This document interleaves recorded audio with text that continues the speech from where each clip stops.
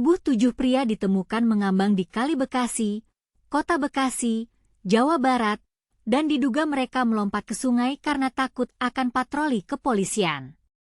Menurut Kasat Reskrim Polres Metro Bekasi Kota Kompol Audi Joyce Oroh, lokasi korban melompat memiliki lekukan yang cukup dalam. Kalau keterangan penjaga pintu air di situ ada penjaga ketinggian air. Keterangan saksi tersebut mengatakan di situ ada semacam lekukan dasar sungai yang cukup dalam, kata Audi. Namun, belum diketahui pasti kedalaman lekukan tersebut. Audi juga menjelaskan bahwa lokasi tempat korban melompat adalah pertemuan aliran 2 sungai besar, Sungai Cilengsi dan Sungai Cikeas. Jadi memang lokasi sungai itu kan pertemuan 2 sungai besar. Nah itu kita belum mengukur kedalamannya. Dari pengamanan visual memang cukup dalam pertemuan 2 sungai itu, ujarnya. Audi menambahkan bahwa tidak ada identitas tersemat pada tubuh korban saat pertama kali ditemukan. Saat ini proses identifikasi terhadap para korban masih terus dilakukan. Nggak ada identitas dalam ditemukan pada saat ke-7 jenazah itu ditemukan, enggak ada sama sekali. Pakaian masih lengkap, tapi tidak membawa identitas, ujarnya. Ke-7 korban ditemukan pada Minggu pagi dan membuat warga heboh. Dari penyelidikan sementara, diduga ke-7 korban nekat menceburkan diri ke kali untuk menghindari patroli kepolisian. Mereka menceburkan diri pada Sabtu dini hari. Diduga para korban bersama puluhan orang lainnya berkumpul di lokasi untuk melakukan aksi tawuran. Sebelumnya, RS Polri Kramat Jati telah mengidentifikasi 2 jenazah remaja yang ditemukan tewas di Kali Bekasi. RS Polri masih mengidentifikasi 5 jenazah lain. Tim gabungan telah berhasil mengidentifikasi 2 jenazah, kata Karodokpol Pusdokes Polri Brigjen Nyoman Edi Purnama Wirawan. Jenazah pertama yang diidentifikasi adalah Muhammad Rizky yang diidentifikasi berdasarkan data gigi, sidik jari, medis, atau properti barang kepemilikannya. Rizky beralamat di Kampung Bojong Menteng RT 01 RW 01, Kelurahan Bojong Menteng Rawalumbu, Kabupaten Bekasi. Sementara itu, jenazah kedua yang teridentifikasi adalah laki-laki bernama Ahmad Dafi yang teridentifikasi berdasarkan data gigi, sidik jari, medis, dan properti. Dafi beralamat di Bantar Gebang Utara RT 02 RW 04, Kelurahan Bantar Gebang, Bekasi.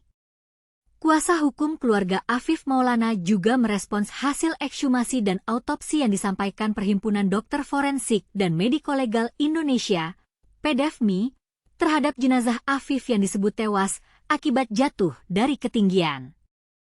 Kuasa hukum merasa kecewa hasil autopsi yang disampaikan kemarin tidak detail.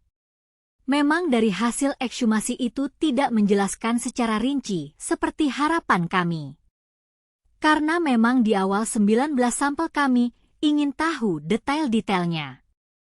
Karena memang kita tidak akan mungkin bisa menutup mata dari keterangan saksi-saksi dan foto yang kami temui sebelumnya, ada kekerasan, kata Direktur Lebih Padang Indira Suryani. Indira juga menyoroti terkait di tubuh Afif yang disebut tidak masuk air.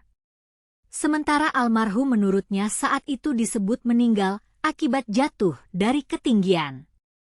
Ternyata memang tidak ada air di tubuh korban. Dalam kondisi korban ada di air. Itu menjadi konsen bagi kami. Sementara korban yang jatuh dari ketinggian saat ditemukan jenazah korban tidak tampak sebaran darahnya. Sedangkan beberapa kasus jatuh dari ketinggian muncrat darahnya sangat banyak. Dan itu akan kami dalami lagi, jelasnya.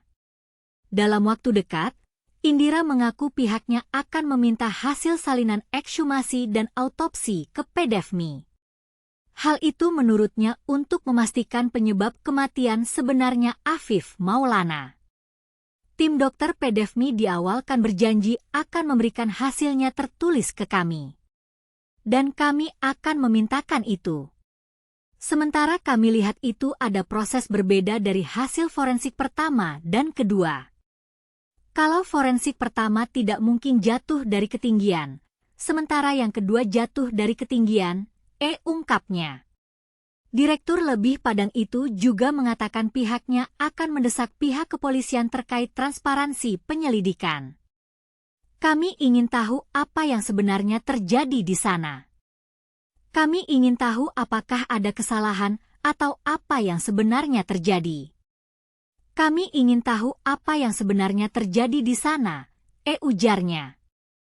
Pertanyaan yang muncul adalah, apakah ketujuh korban benar-benar nekat menceburkan diri ke kali untuk menghindari patroli kepolisian? Apakah ada kesalahan dalam penyelidikan ini? Bagaimana dengan identitas korban yang tidak ditemukan? Dan apa yang sebenarnya terjadi di sana?